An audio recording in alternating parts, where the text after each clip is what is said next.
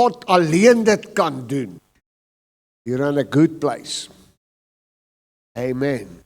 Amen. Baie dankie vir aan julle wat my help. En weer eens, as u belangstel en beskikbaar is, kom help ons met ons klank en lofspan en elke ding. Het is baie belangrik vandag dat ons die goedjies om nou meer mooi kan loop. Ek wil vanmôre met jou praat vir 'n paar oomblikke rondom die tema. Ek gaan dis sommer net 'n tema om te sê 'n bietjie praat met Jesus maak dit reg. Wie van u kan daai koortjie onthou? Okay, dan is julle goeie geselskap. Die ander is te jonk of te nuut in die kerk. Ons het dit baie gesing. Want hy hou my voete reg op die steilste van die weg. 'n bietjie praat met Jesus maak dit reg. Ou koortjie, skitterende waarheid, nog net so toepaslik vandag. Jy kan saam met my blaai, ek hoop jy het jou Bybel gebring. Psalm 33 of 32 eintlik vanmôre.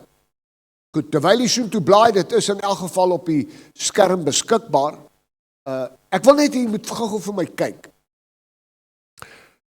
Dawid het nie Psalm 32 genommer nie. Dawid het geskryf. Die vertalers het gesê, wag, hier begin hy met 'n ander ding, 'n onderwysing, kom ons noem dit 32. En dan sit hulle nommertjies by die verse in. So, wat ek eintlik wil sê is, Psalm 30, 31, 32, 33, 34, almal wat deur Dawid geskryf was soos 'n opstel. Was een stuk, hoe dat God met hom praat en werk. Dit was Dawid se werk aan God. Hy het psalms gesing, geskryf. Maar nou, dit bygesê, maak dit geen afbreek daaraan dat dit vir ons makliker is om te sê, dis Psalm 32, dit handel oor 'n sekere tema, en hier kom 33, en as jy nou 32 se laaste versie lees, en 33 se eerste versie, dan sien jy, hulle vat eintlik hande, want dit gaan oor 'n lofsang wat jy moet sing en so aan, maar daar's 'n eenheid, maar tog is daar 'n vloei in die boodskap. Die tweede ding wat jy moet vanmôre hoor, Dawid skryf in die Ou Testament onder die wette. Maar Dawid skryf in openbaringsmode. Hy skryf deur die Heilige Gees soos in die Nuwe Testament. Is dit Psalm 104 of 108 waar hy sê, vandag het ek jou gegenereer? 104, nee. As hy dit skryf, dan sê hy die presiese woorde wat God die dag gesê het toe Jesus uit die graf uit opgevaar het hemele toe, om die offer te gaan aanbied, en God na Jesus kyk en sê, jy is die hoëpriester, ek het jou offer aanvaar, maar ek maak jou nou my seun. Ek het jou gegenereer as 'n Godseun. Maar Dawid skryf dit in Psalm 104. Met ander woorde, hierdie ou sit in die Ou Testament en hy skryf onder die wette van Judaïsme, maar hy skryf 'n openbaring soos wat 'n apostel nie het nie. Moet dit onthou. Maar nou gebruik hy woorde en terme wat pas by die Ou Testament, maar as ons in die Nuwe Testament is, het dit 'n bietjie ander betekenis. Hy sal byvoorbeeld sê, die hand van die Here was op my. Want in sy tyd was niemand gevul met die Heilige Gees nie. Die Gees van die Here het op Samson gekom, het die leeu verskeer, en dan die hand weer teruggetrek. Eers in Handelinge het dit deel geword van my, 'n belofte, dat kyk ek en julle sal krag ontvang wanneer die Heilige Gees oor julle kom en in julle bly.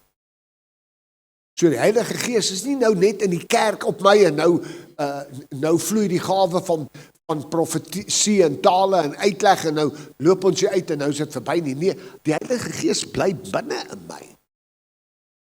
Maar goed, kom ons hardloop gou terug. Ek moes dit net gou sê want ek gaan dit nou so 'n paar keer noem. Psalm 32 vers 1, 'n psalm van Dawid, 'n onderwysing. Met ander woorde, hier leer hy ons iets. Jy moet dit bietjie weet, jy gaan vanmôre iets leer. Welgeluksalig is hy wie se oortredinge vergewe en wie se sonde bedek is. Kan ek 'n amen kry? Come on. Welgeluksalig is hy wie se oortredinge vergewe is.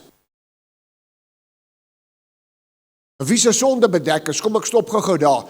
Wys ek jou 'n voorbeeld nou van wat ek nou net gesê het. Want nou sê hy, sonde vergewe, oortredinge vergewe en sonde bedek. Dit was volgens die Ou Testament korrek.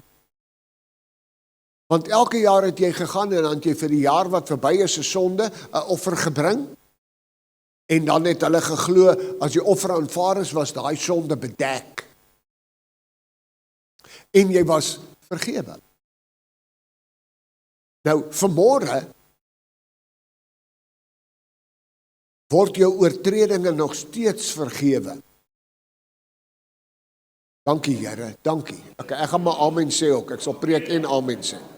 Dankie Here, my sonde word vanmôre, my oortredinge word nog vergewe, maar hier's die beter nuus, dit word nie bedek nie. Die bloed van Jesus reinig my, die bloed van Jesus wis my sonde uit.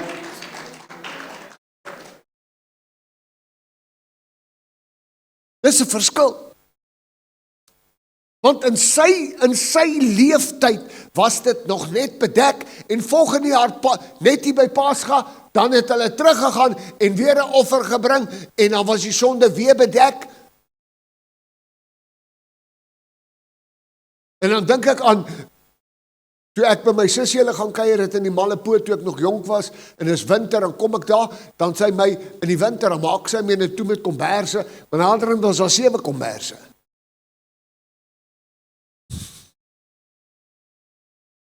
Jy kon skaars asemhaal. Môreoggend het jy geroep om te sê, hoor Jan, maak net oop, ek wil uitklim. Jou sonde is nie bedek nie. Jou sonde is in die see van vergetelheid gegooi, as jy by Jesus gekniel het.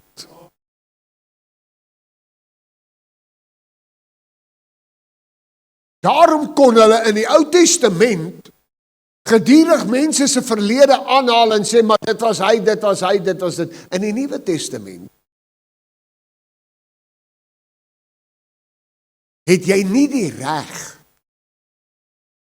as kind van die Here om die sondes van gister van iemand aan te haal nie. Want as jy dit doen, dan word jy die aanklaer van die broers. En die Bybel sê, dis net die duiwel wat die aanklaer van die broers is.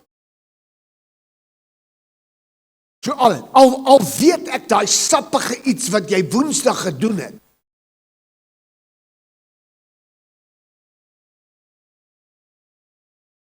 Miskien het jy gister by die Here gekniel. En nou gaan krap ek in die bedekte goed, terwyl dit vanmôre weggevat is. Welgeluksalig is die mens. Dis die droom. Dis die droom. Selfs in Dawid se tyd, dat jou oortredinge vergewe word en daarom met jou sonde iets gebeur. Dit verdwyn. Vers 2. Welgeluksalig is die mens aan wie die Here die ongeregtigheid nie toereken nie en in wie se gees geen bedrog is nie. Dis die droom. Dat jy vanmôre hier kan opstaan en weet. Die ongeregtighede van gister en eergister word my nie vanmôre toegereken nie. Wat sal 'n mens my doen as God dan vir my is? Wie kan teen my wees? Maar dan moet daar ook in my gees, sien jy daai? In my gees, nie my sielsdimensie nie, want bedrieg is baie keer in mense se sielsdimensie. Ek kan jou bedrieg, en dit kom uit my sielsdimensie uit. Maar in jou gees, wanneer jy voor God kom staan om te bid, moet daar geen bedrog wees nie. Want jy sien, ek beoordeel nie. Ek kan nie beoordeel, is daar bedrog in jou nie, in jou gees nie. Ek kan 'n opinie hê.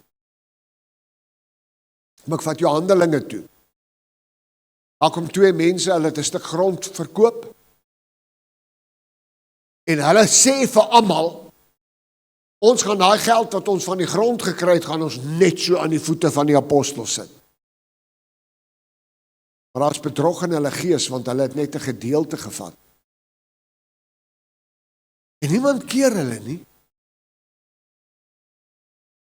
En niemand stop hulle nie. En hulle kom in die tempel en hulle sit die geld neer. En dan kom die vraag deur die Heilige Gees, waarom lieg jy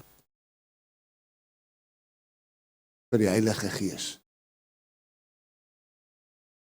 Ons sê maar ons lieg nie vir die Heilige Gees nie. Ons het die grond verkoop, hier is die geld.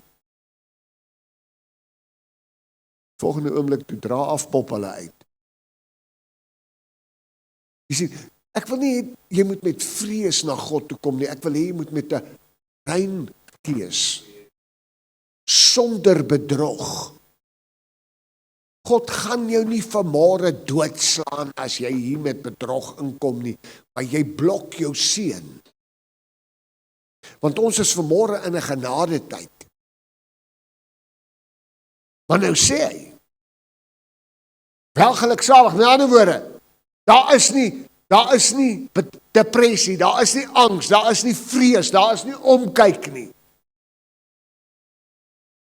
Op wie die Here die ongeregtigheid nie toereken nie. En as ek vanmôre hier kom en ek aanbid God, en daar's geen bedrog in my nie, dan glimlag God oor my. Of mense nou van my hou, God glimlag. En ek stap uit as 'n ander mens. Hier is die realiteit. Vers 3. Toe ek geswyg het my gebeente uitgeteer, en my gebrul die hele dag.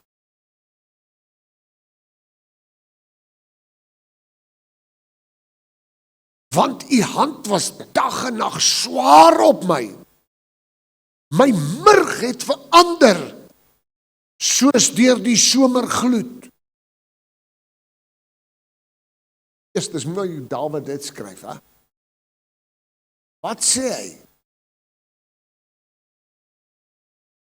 Omdat jy met sonde of ongeregtighede of met vrees of met pyn net aanhou loop.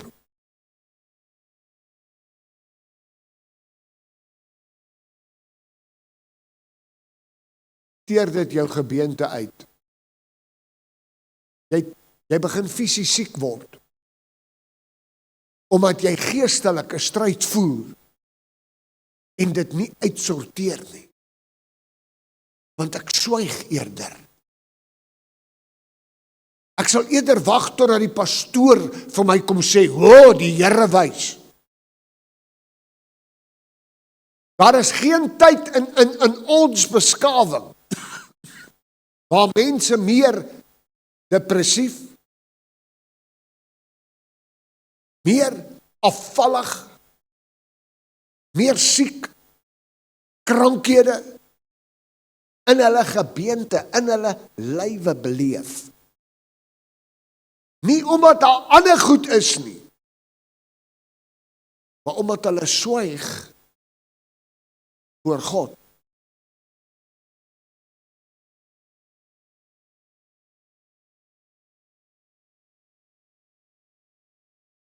Nou in vers 4 sê hy hierdie ding, hy sê, want die hand was dag en nacht swaar op my. Nou wie sê dit? David, koning David. Hy sê, toe ek geswyg het, God se koning, God se gesalfde, God se man, 'n vriend van God. Hy bring 'n waarheid. Hy sê, toe ek geswyg het, David, toe ek geswyg het my gebeente binne in my uitgeteer, hy het siek geword en krank gewees. Hy sê, maar, hoekom? Want dit was nie die sonde en die duiwel nie. Dit was die hand van die Here wat swaar op my was. En nou kom hy in Handelinge en hy sê, ek sal vir julle die Heilige Gees stuur, 'n trooster, maar ook 'n leidsman, wat julle sal lei en leer in alle waarheid. Is dit nie hoe die hand van die Here vanmôre op my is nie? Is dit nie hoe sy hand my oortuig van sonde en geregtigheid? En jy doen die verkeerde ding, en jy sê, maar hier's 'n stemmetjie, dis eintlik die hand van die Here wat swaar op jou is, jy kan nie vlug nie. Gaan ek op in die hemele, hy's daar. Gaan ek af in die aarde, hy's daar. En net soos wat koning David nou hier skryf en sê, daar was tye wanneer ek geswyg het, my liggaam het siek geword, en nou kom hy en hy sê, en ek erken en bely en ek skryf 'n openbaring, want dit was die hand van die Here wat so swaar op my was, nie die duiwel nie, nie die versoekinge nie. Hoekom? Want daar's 'n liefdevolle Vader wat met dissipline met jou wil werk, sodat jy vanmôre iets moet doen. Toe ek geswyg het, wat is die teenkant van swyg? Toe ek gepraat.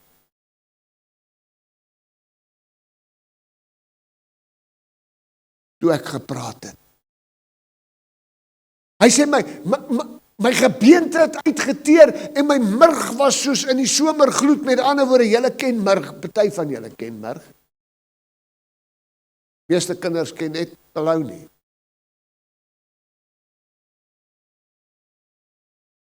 Murg is wat binne in die been is.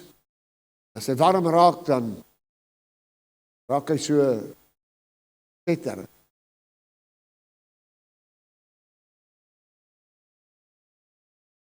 Hy sê, maar vanweer die hand van die Here het selfs my murg binne in my verander.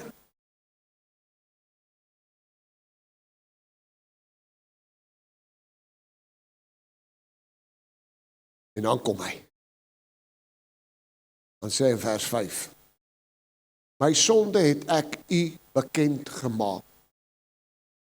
Gaan kyk, asseblief. Gaan help my. Kyk of jy iewers sien dat David iemand anders, 'n mens ingeroep het en oor hierdie goed gepraat het.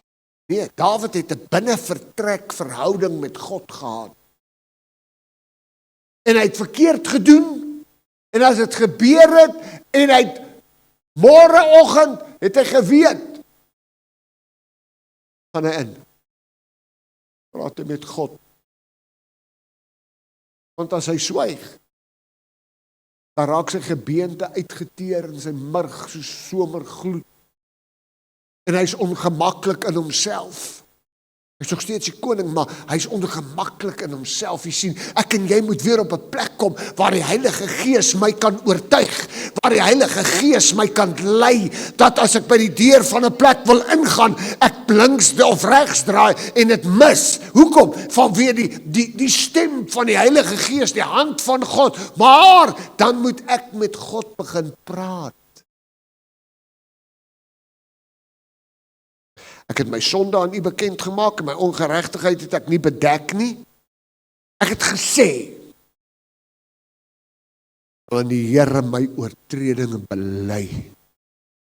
En U het die ongeregtighede van my sonde vergewe. Luister, ons het vanmôre te doen met 'n onfeilbare, onveranderlike, liefdevolle Vader, wat so lief was vir Dawid, dat hy hom elke keer vergewe het. Hoekom? Om hom as koning aan te hou, om hom as vriend aan te hou. Luister, hy het sy seun gegee, sodat jy vanmôre kan lewe, en dit in oorvloed kan hê, maar dan moet ek en jy op 'n punt kom, waar ons sonde kan bely, ons ongeregtigheid kan eenkant sit,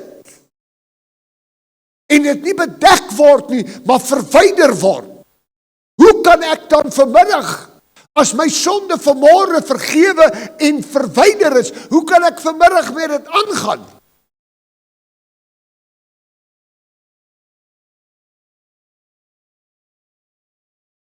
En nou crash ek party mense se teologie. Ja, al maak ek weer 'n fout, hy sal my vergewe. Maar as ek dieselfde fout oor en oor doen, het hy mos nog nie daai fout weggevat nie.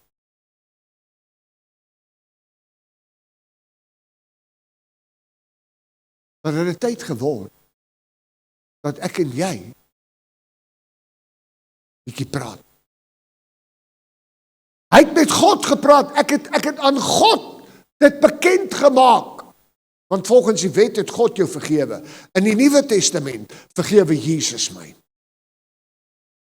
Ek moet so bietjie met Jesus begin praat. En sê, Here, help my. Here, help my. Here, vergewe. Was my in die bloed. Neem my sonde weg. Hoekom? Sodat ek kan stap in die weë van die Here. Sodat U trots kan wees op my en my U kind noem. Jy sien, maar baie van ons hardloop nou en ons wonder,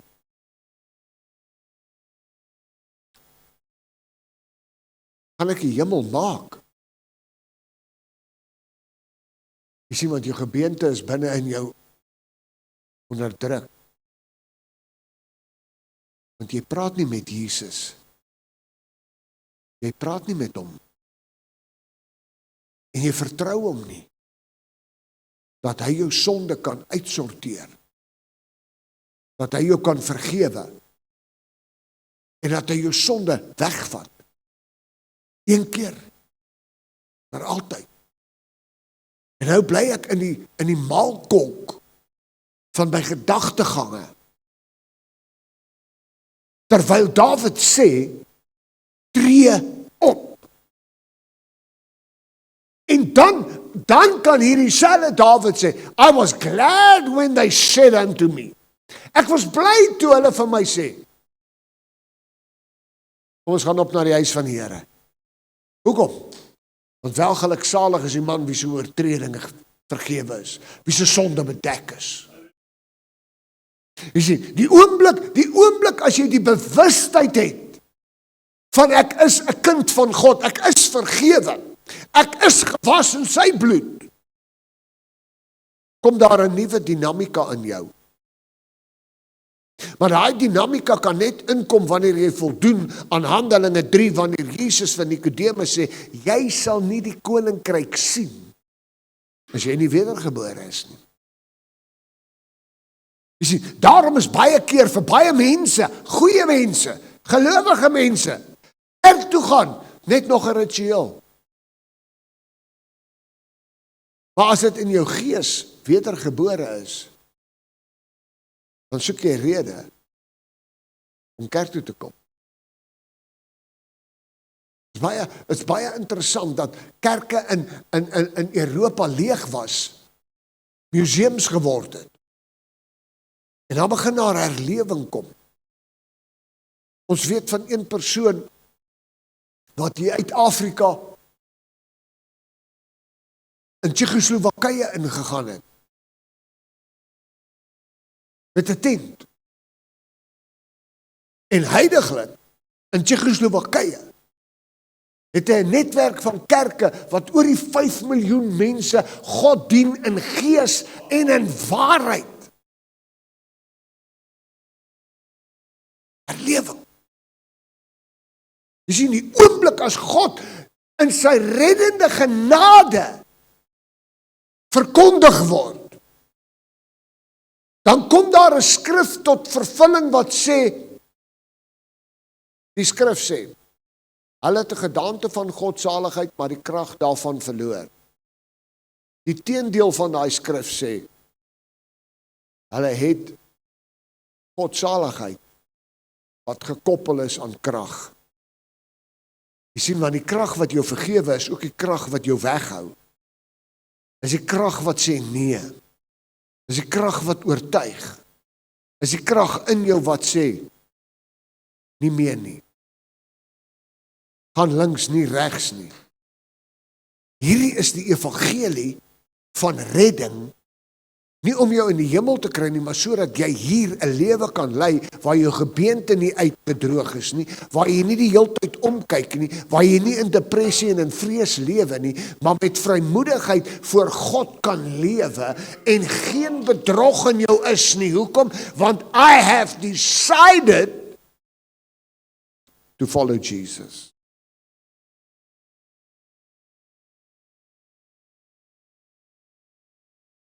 Hier is 'n sleutelgedeelte uit daai vers 5. Ek het gesê ek wil aan die Here my oortredinge bely en hy het. Hy het. Ongeag van wat die duiwel sê vir jou. Ongeag van wat jou familie sê. As hy jou vergewe het. Whom the Son set free is free indeed.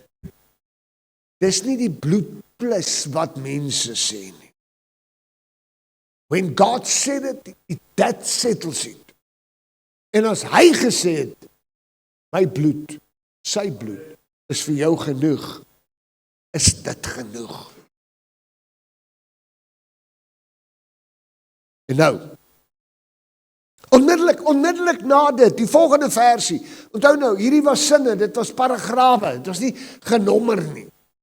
Nou kom dit in Dawid sy openbaringsgedagtes op en hy sê, hy het my oortredinge vergewe en van my sonde vergewe, en nou gaan hy aan in vers 6, lees ons hier so, hy sê, daarom sal die vrome u aanbid in 'n tyd as u te vinde is.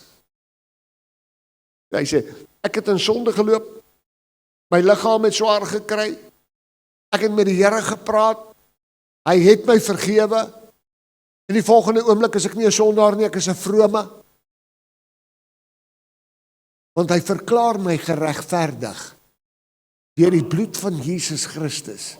Dis nie 'n kursus nie, dis nie nog iets wat jy moet kry nie, dis nie nog 'n sertifikaat nie, hy verklaar jou deur sy woord, geregverdig, en die geregtigheid van God in Christus Jesus, onmiddellik is jy van skuldig tot 'n vrome.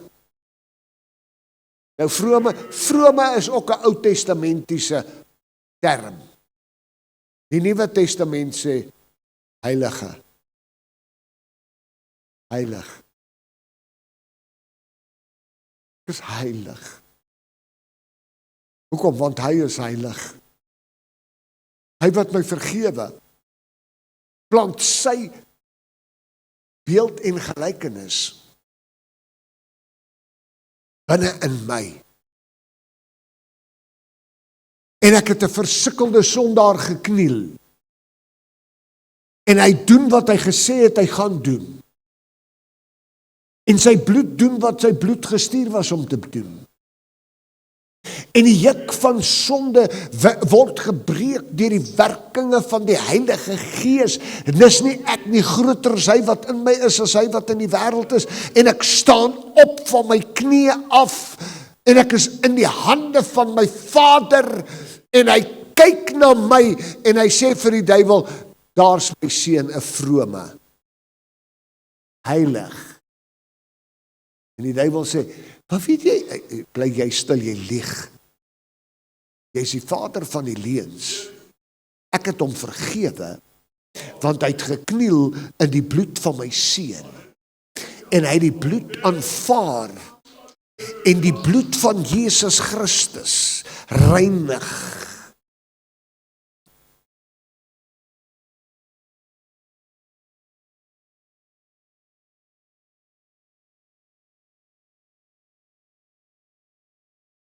En hier is dit nou. Nou raak het lekker. As jy vergewe is, dan wil jy die Here aanbid in 'n tyd terwyl hy te vinde is.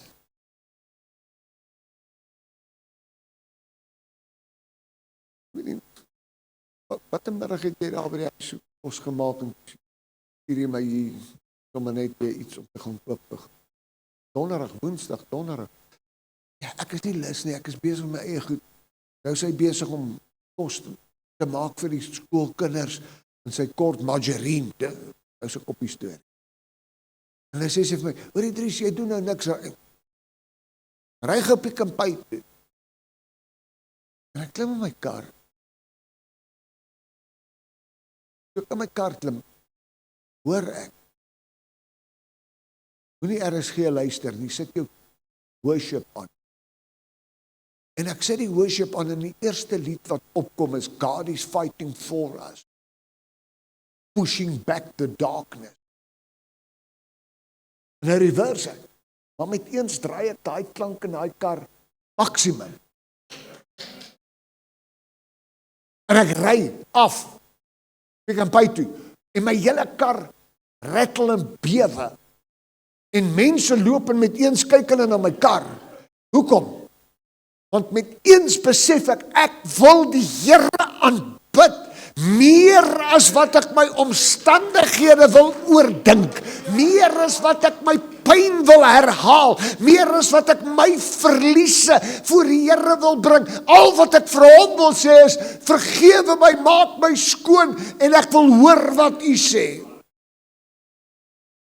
Met eens is daar iets anderste in my. En sedertdien as ek in my kar klim, wil ek net die Here aanbid.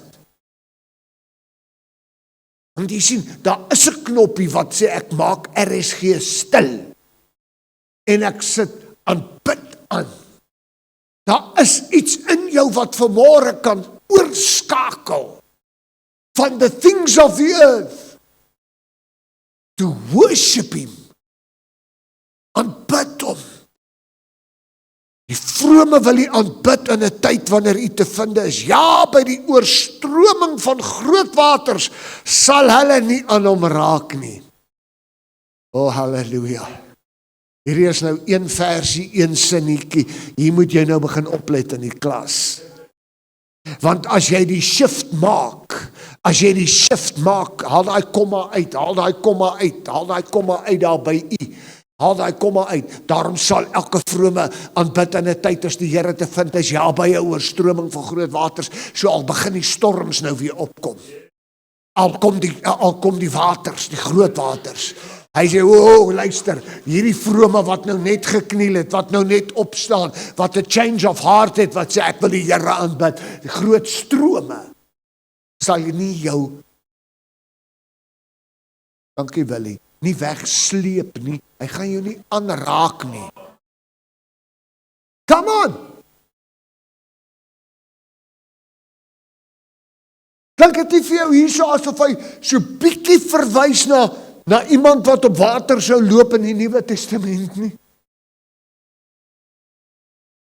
Hierdie Dawid profeteer, broer.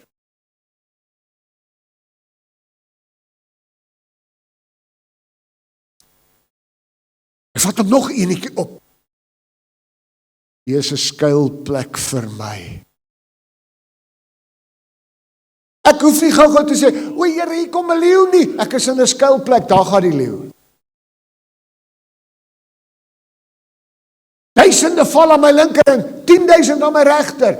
Hier is vir my 'n skuilplek.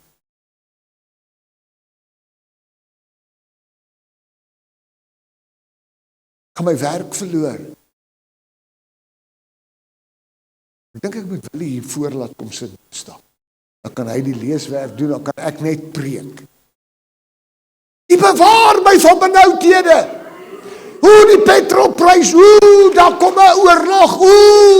U bewaar my, wat doen ek? Ek loof hom, ek aanbid hom. Ek is 'n heilige, ek is op sy heilige berg.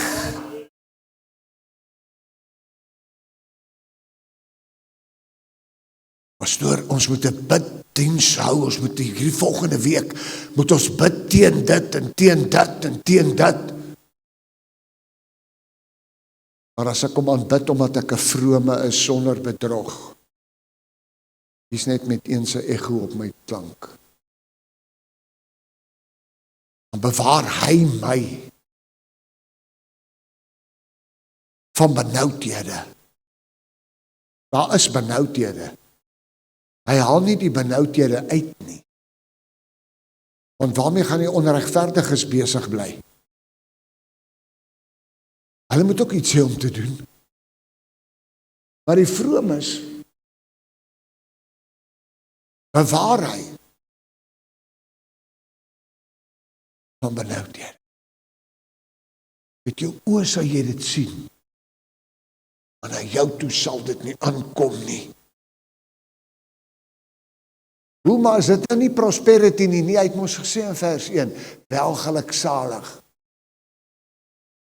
Welgeluksalig as ek dit moet vertaal in Afrikaans, vandagse norm of moderne Afrikaans is dit dubbel gelukkig. Dubbel gelukkig. Vir die ewigheid en nou. Welgeluks. Sien nie daarvan hou nie, join die ander kant. U omring my. U omring my.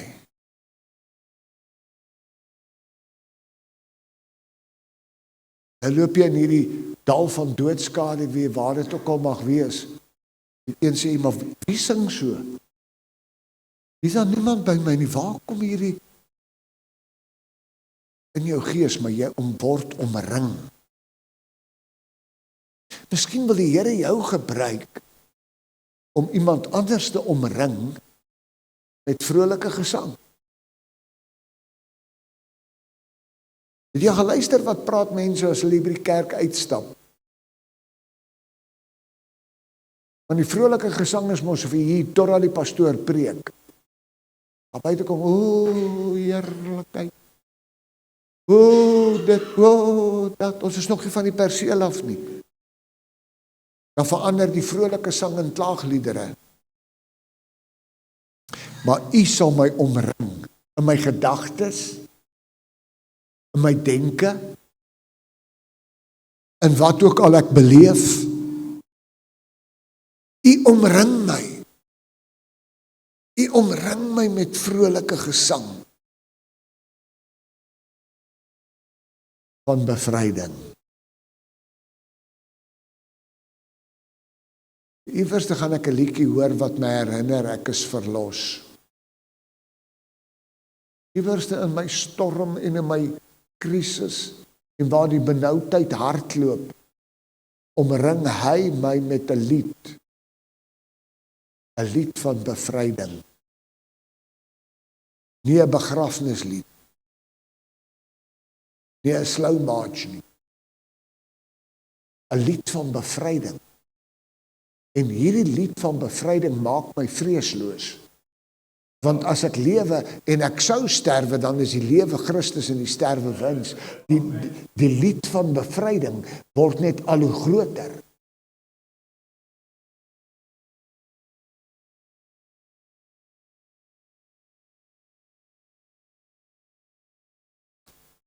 Nou sluit ek af eintlik en ek wil vir jou hierdie lees vers 8. Ek gaan net vers 8 lees. God sê vir Dawid, ek wil jou onderrig. Ek wil jou leer aangaande die weg wat jy moet gaan. Ek wil jou raad gee en my oog wat nie sluimer of slaap nie, sal op jou wees.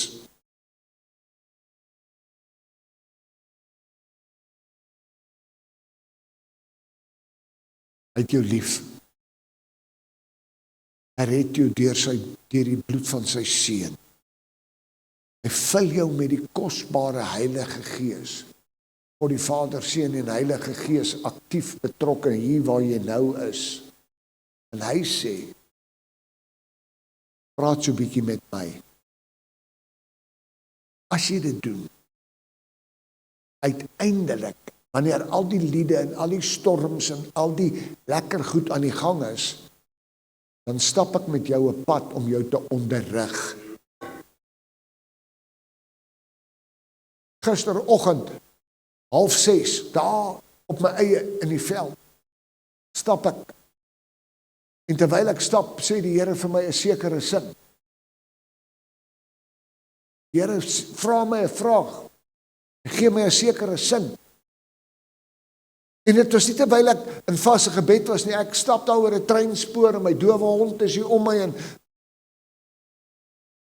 ek hoor hierdie vraag.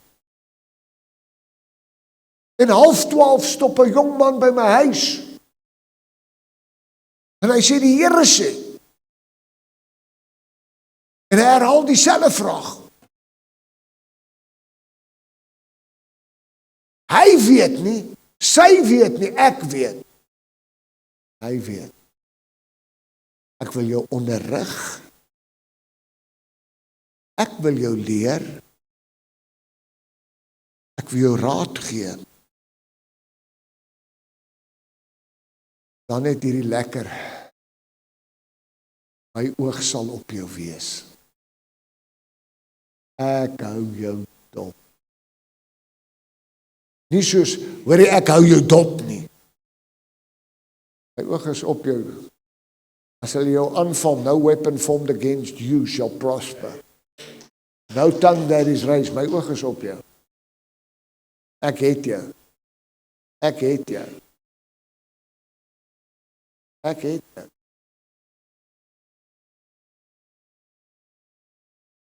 Ek het jou.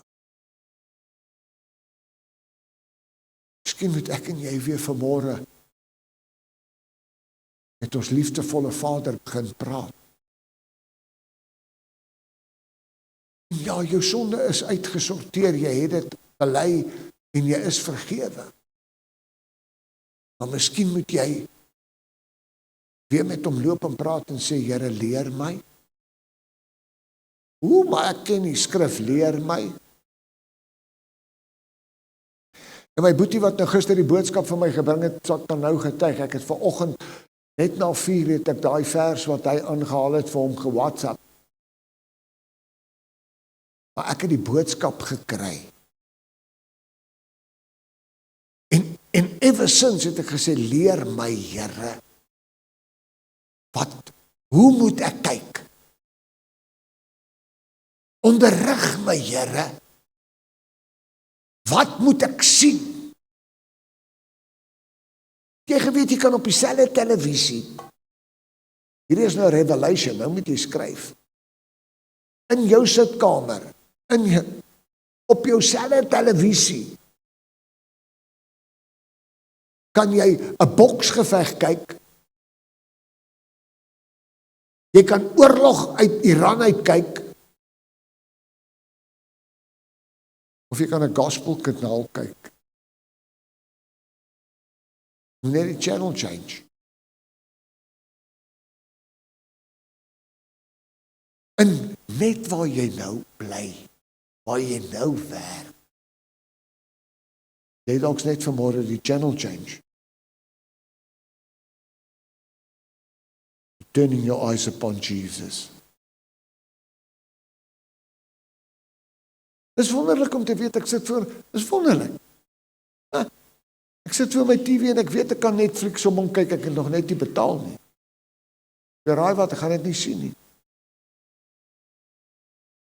But to turn your eyes upon Jesus. Kerk, gemeente, wat deur die sosiale media netwerke na hierdie woord kyk. Dis 'n seisoen. Maar dit nie meer gaan oor likes op Facebook nie. Maar dit gaan oor, is sy oog op my? Hier's die ritme in dit. Ek wil jou onderrig. Are you teachable? Of het jy klaar besluit, ek het by Piet Verdriet dit gehoor, that's it. Ek wil jou onderrig. Ek wil jou leer. Wie van julle het die afgelope week iets geleer? Wie van julle het die afgelope week iets niets geleer? As so 5 wat lewe, die res.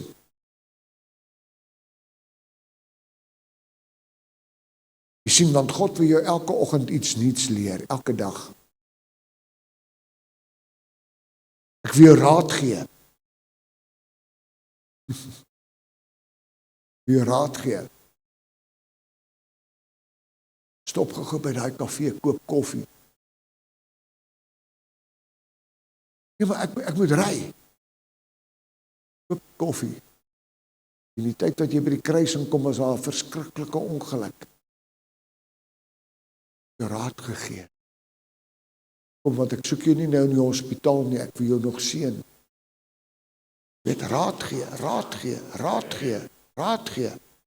Jy word wakker en die Here praat met jou en jy weet, ek moet hierdie ding stop en ek moet daai ding doen, ek het raad, maar jy het nie daaroor gebid nie, hy gee jou raad of jy nou vra of nie, man, en dis goeie raad, en dan hoef jy nie te worry nie, dan weet jy sy oog is op jou. Al sê hulle wat, al sny hulle jou waar af, sy oog is op jou. Dit gaan die duiwel hysteries maak, gaan die demone laat rondhardloop, maar hulle kan nie naby jou kom nie, want wat kan my skei van die liefde van Jesus? Verdrukking, of diepte, of hoogte, of wat? Niks. Ek is oortuig dat in al hierdie dinge ons geroep is om meer as oorwinnaars te wees deur Christus wat my krag gee.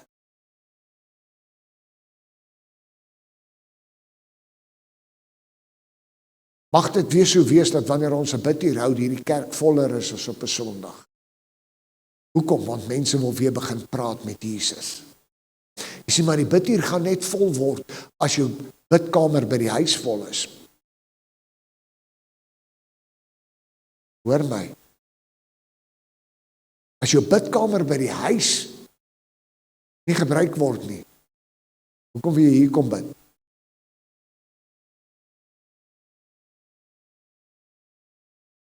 'n bietjie praat met Jesus. Maak 'n klomp goed reg. Vader, ek dank U vanmôre vir Psalm 32, ek dank U vir die openbaringe, dank U vir die liefde en genade, ek dank U Here. Dank U Here dat U ons vanmôre aanspreek en sê, praat met my. Nie oor my nie, nie om my nie, praat met my. Help hierdie gehoor, help hierdie gemeente om met U te praat. Van vanmôre af. Laat ons luister, as U ons raad gee, as U ons lei, as U U hand op ons sit.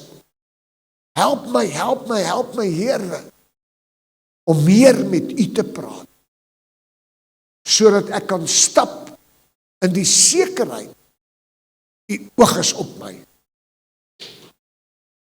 Ek bid dit oor elke man en vrou, seun en dogter wat dit nou hoor, in die naam van Jesus.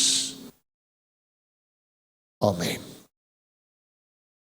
Die Here seën u, drink 'n koffietjie saam met ons. Is daar nog iets wat iemand wou sê of wat moes afgekondig geword het? Niks nie, gaan in vrede.